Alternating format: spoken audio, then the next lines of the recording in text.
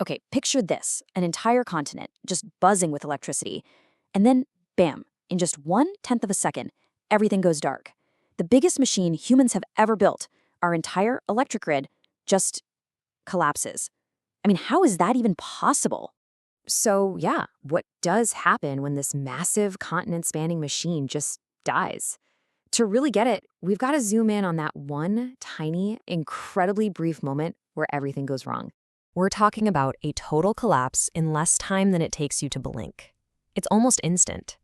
So, to really wrap our heads around it, we're gonna have to slow time way, way down. Let's break down that single tenth of a second that leads to total darkness. All right, so here we are at the start of that tenth of a second. Every big blackout starts with just one single trigger. Engineers call it a fault, but it could be something as simple as a lightning strike or even a tree branch falling on a high voltage line. It sounds small, right? But that's the first domino.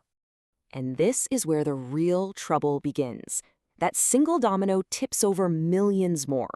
See, the thing about the grid is it's this incredibly delicate balancing act. So that one little fault doesn't just stay put, oh no. It sends a ripple effect out that can travel for thousands of miles in the blink of an eye. And this gets to the absolute core rule of the power grid. It's this wild, delicate dance.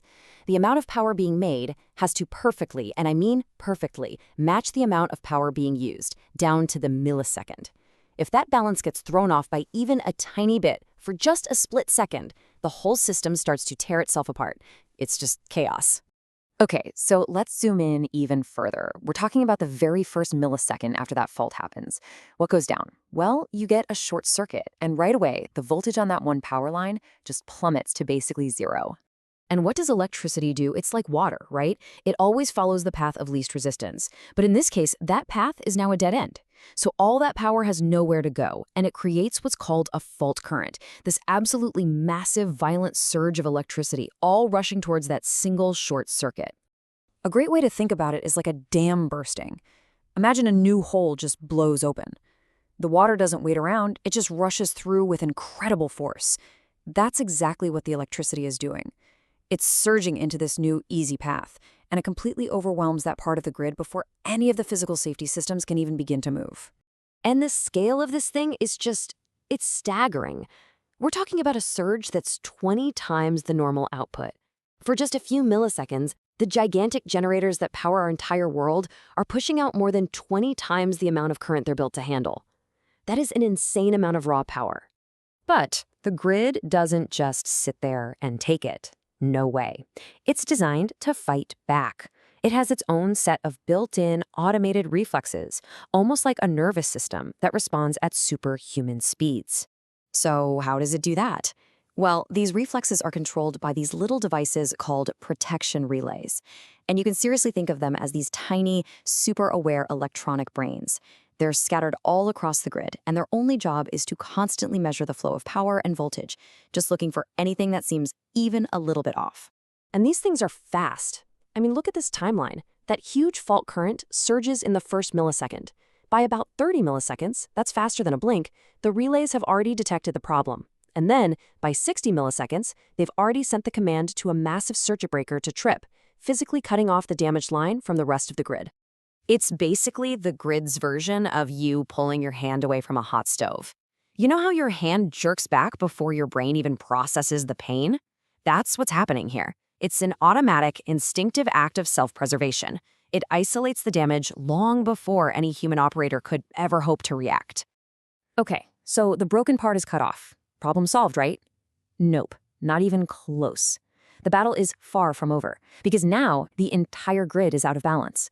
Suddenly, you have a massive mismatch between how much power is being made and how much is being used. And this is where the real system-wide fight for survival begins. So, what's the grid's last line of defense? Well, it all comes down to a concept called inertia. See, inside our traditional power plants, you have these huge, multi-ton metal rotors spinning at insanely high speeds. All that spinning mass stores a tremendous amount of kinetic energy, and that energy is the secret sauce to the grid's stability. Think of these giant spinning rotors like a massive flywheel. When the whole grid gets out of whack and the frequency starts to drop, these rotors naturally start to slow down a little. As they do, they release that stored kinetic energy back into the grid as electricity. It's like a built-in shock absorber that buys the system a few crucial, precious moments to try and get stable again. And just to give you a sense of the scale we're talking about, the amount of kinetic energy spinning around in the UK's power grid right now is about the same as 10,000 high-speed trains all going at full tilt.